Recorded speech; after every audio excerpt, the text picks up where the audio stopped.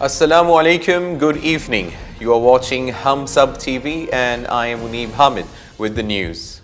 Supreme Court takes notice of Islamabad sit-in, inquires about steps taken for freedom of movement. The Supreme Court on Tuesday took notice of the sit-in that has paralyzed the capital city for a fortnight. Justice Qazi Faiz Issa took the notice of the protracted protest while hearing a case. The judge directed the Defense and Interior Secretaries to submit a detailed report in this regard by Thursday, November 23rd. Justice Issa during the hearing said Article 14 of the Constitution allows freedom of movement to the public. He asked government authorities to explain what steps have been taken to protect public's basic rights. Accountability Court declares Ishaq Dar an absconder. Finance Minister Ishaq Dar was declared an absconder by an accountability court in Islamabad on Tuesday in a corruption reference filed against him by the National Accountability Bureau. During an accountability hearing pertaining to Dar, who is accused of amassing assets of an approximate value of Rs 831.7 million, disproportionate to his known sources of income. NAB's investigating officer Nadir Abbas told the court that NAB team had visited the minister's residence in Lahore and Islamabad after non-bailable arrest warrants were issued against him. Prosecutor seeks probe of rights abuse by US personnel in Afghanistan. International Criminal Court prosecutor asked for authorization to investigate reported human rights abuses in Afghanistan, including allegations of rape and torture by United Military and the Central Intelligence Agency, crimes against humanity by the Taliban, and war crimes by Afghan security forces. The request marks the first time that ICC prosecutor Fatouss Bensouda has targeted Americans for alleged war crimes. Bensouda said an investigation under the auspices of the International Tribunal could break through what she called near total impunity in Afghanistan. The prosecutor's formal application to judges at the court also sets up a possible showdown with Washington. The US is not a member state of the court, but its citizens can be charged with crimes committed in countries that are members. Merkel shows readiness for fresh elections. German Chancellor Angela Merkel said she was ready to lead her party into snap elections after the collapse of high-stakes coalition talks plunged the EU's top economy into a political crisis.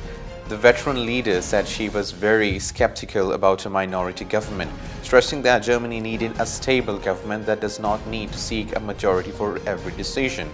Merkel was forced into seeking a coalition with an unlikely group of parties after inclusive elections in September left her without a clear majority.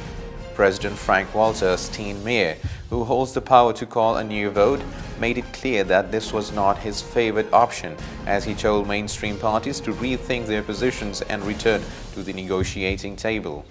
China upset over Indian president's visit to disputed border region. China criticized a visit by Indian President Ram Nath Kovind to the remote state of Arunachal Pradesh, which China claims, saying China opposed any activities by Indian leaders in disputed areas. The latest row over Arunachal Pradesh suggests the Asian giants remain far apart, despite recent attempts to diffuse tensions over a region that China claims as southern Tibet. The Indian president went over the weekend inaugurating a new state assembly building. For India, the state is where the sun first rises, being its easternmost region each day, and from here light is spread across the country, he said in a speech to the State Assembly. Syrian President Bashar al-Assad appears to have survived the war to hold on to power. His nation is a smoldering ruin, much of it held by rival armed fractions, domestic or foreign. Half the population is displaced, and much of the West regards him as a tyrant and human rights abuser. But Syrian President Bashar al-Assad appears to have survived the war and is likely to hold on to power for the foreseeable future. The sides in Syria's civil war are preparing for what will be the 8th round of UN-sponsored peace talks in Geneva, intended to forge a path forward for a political transition to end the conflict. But bearing any surprises, no negotiated resolution is likely to lead to Assad's ouster. Assad's forces have had the momentum on the ground for the past year, backed by an overwhelming Russian air campaign and fighters from Iran and Hezbollah. Assad's government now controls more than 50% of Syria. Chinese human rights lawyers jailed for 2 years for inciting subversion of state power. A prominent Chinese human rights lawyer was sentenced to 2 years in prison for inciting subversion on Tuesday, the latest jailing in an intensifying crackdown on rights defenders and activists. Jiang Tianyong, 46, took on many high-profile cases including those of Falun Gong practitioners, Tibetan protesters and victims of the 2008 contaminated milk powder scandal before being disbarred in 2009. He sat in court flanked by the two police officers as the judge read the sentence and told him he would also be deprived of political rights for 3 years, according to a video released by the Changsha Intermediate People's Court. Renault signs new agreement to assemble cars in Pakistan. After suspending talks with Gandhara Nissan Limited last week, French automaker Renault is making another attempt to assemble and distribute its vehicles in Pakistan in partnership with Al Fustian, a Gulf-based business house. Group Renault and Al Fustian have signed definitive agreements to assemble vehicles in a new plant in Karachi, a statement said on Monday.